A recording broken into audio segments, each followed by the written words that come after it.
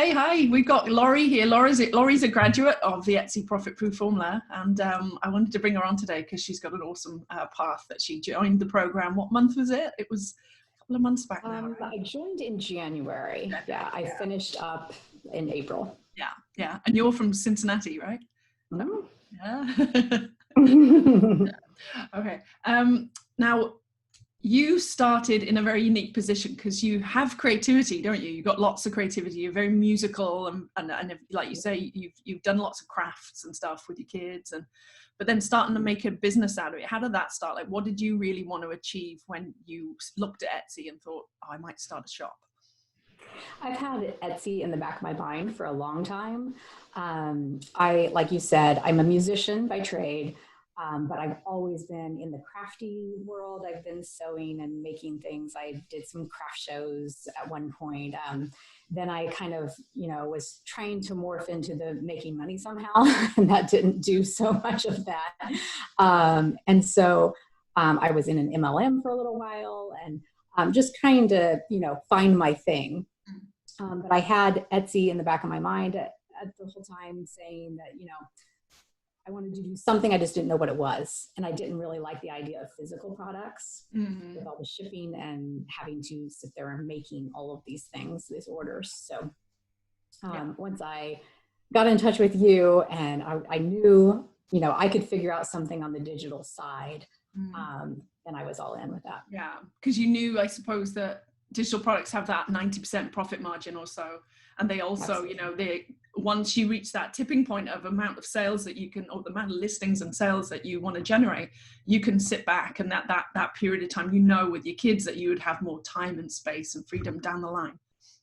Absolutely. Yeah. So that was the main driver. Yeah. Mm-hmm. Absolutely. So why do you think you wanted to choose Etsy as such? Did you see a potential there, or what were you doing when you were looking on Etsy? Were you getting lost with your research and looking at, well, what should I sell? It's very confusing out there, isn't it?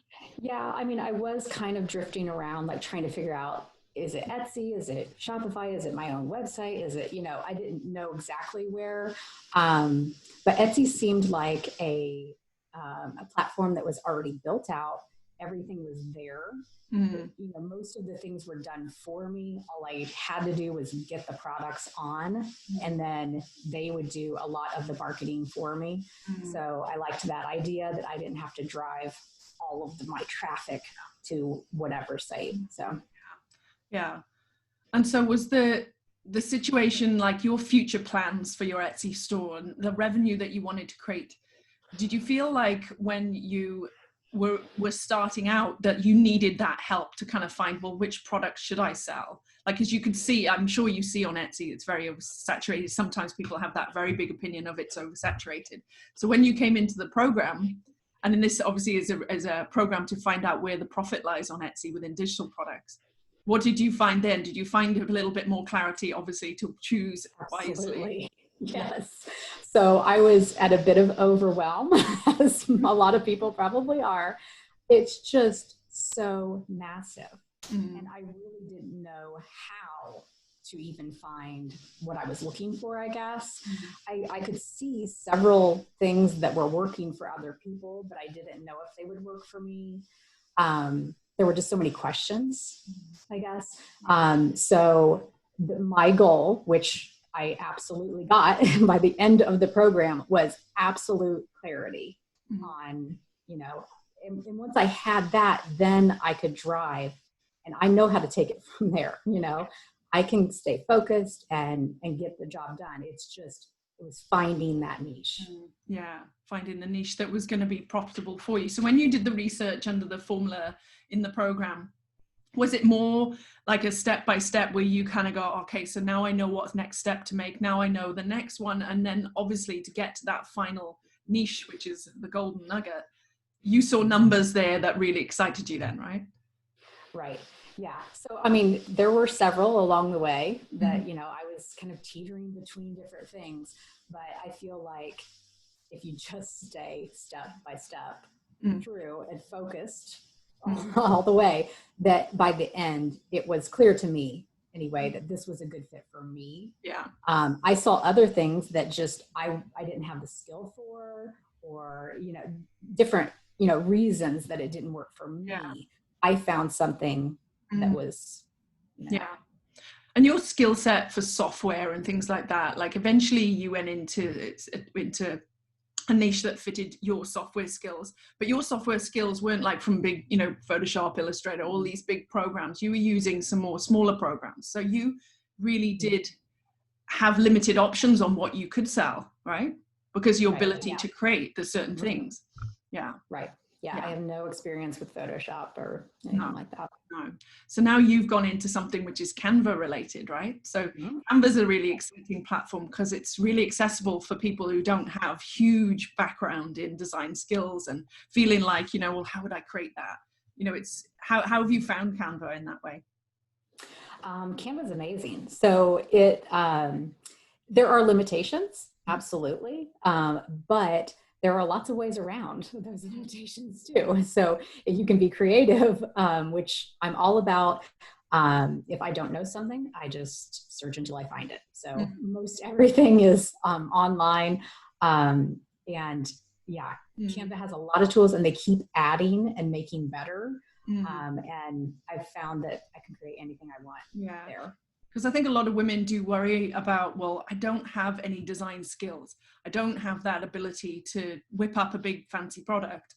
And then if I look at the competitors out there, I'm seeing that they've got a great ability, and then that puts them off.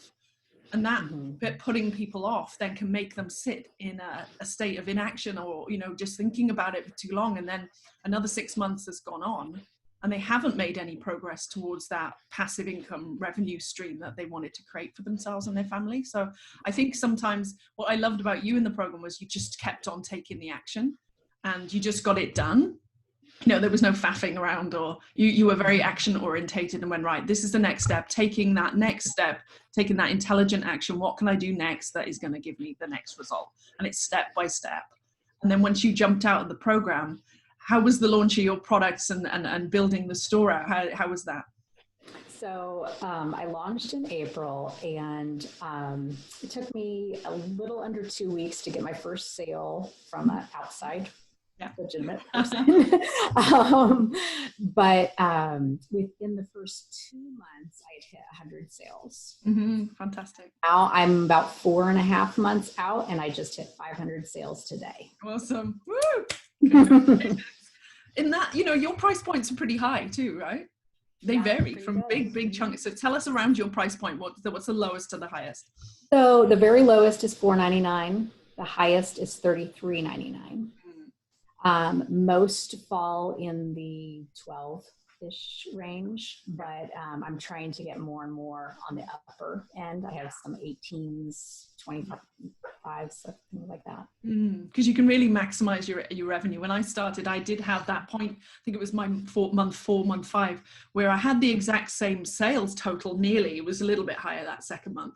But what I noticed, my revenue was really much higher because I'd been building these bigger products.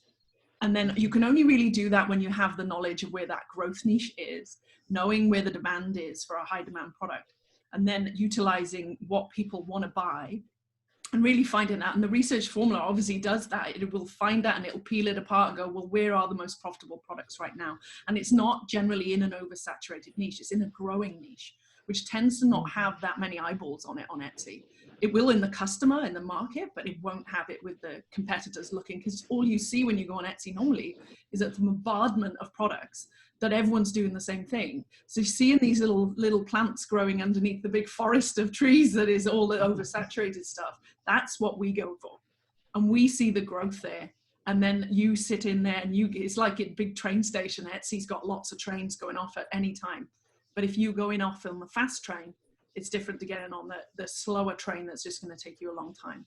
So did you find with, you've got your biggest sales, and didn't you have a really good day the other day where you topped one of your best kind of sales per day? Tell me about that.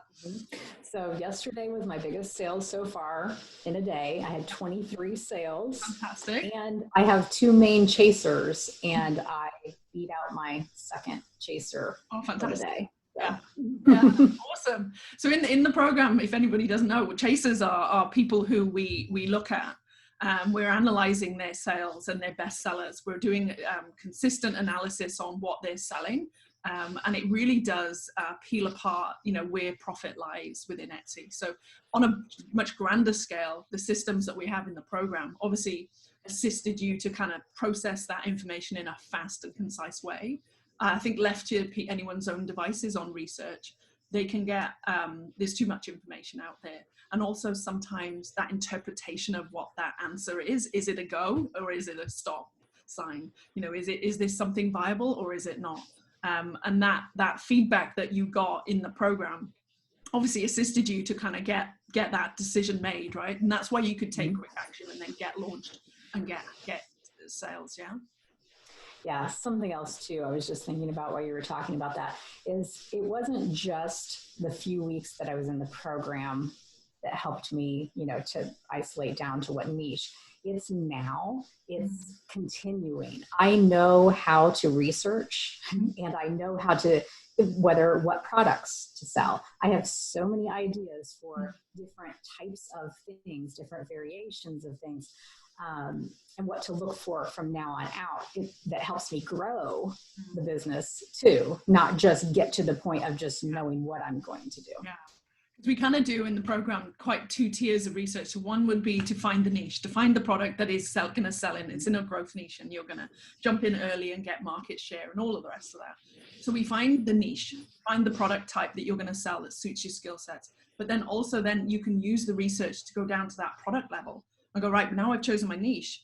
Now what? Which products do I create first? Well, now you've got a nice, neat list because you've proven the profit on every single one of those products and gone, well, I know how much that revenue is coming in for a cross section across my target market, my competitor market. And so you can analyze now and see, you've got a to-do list, right? You've got a list that goes, first product, yep, that's the most lucrative product out of all of them across all of my competitors. Bam, I'm doing a version of that. And it's exactly, I do that as well, now we know how, right? So it's like I do say, we teach you to fish. We don't hand you a fish. We're not going to say, this is a lucrative niche, go and get this. We go, well, look and how we teach you to find profitability and have an eye for opportunity, right? Mm-hmm. So I bet you have your eye on some other products now that you could do, yeah? Absolutely. Fantastic. So you've had your biggest, sales day. You're up at what sales total did you say? You were up to 500 sales. Mm-hmm. Fantastic. Your biggest day was 23 sales in a day. And, with your retailing around that, mid 12s or higher up to $30, then, it's a nice lucrative income, right? Absolutely. And so how is that income affecting you now, with your family and the future plans that you had? And yeah, it's, I wanted to be able to quit a music job that I had that I didn't feel like was fitting me anymore. And I had a goal of, by the time school started back up, to be able to have this going enough that I could say, I'm done. And I just sent a message 3 weeks ago and said, I'm finished. So this is it. Yeah.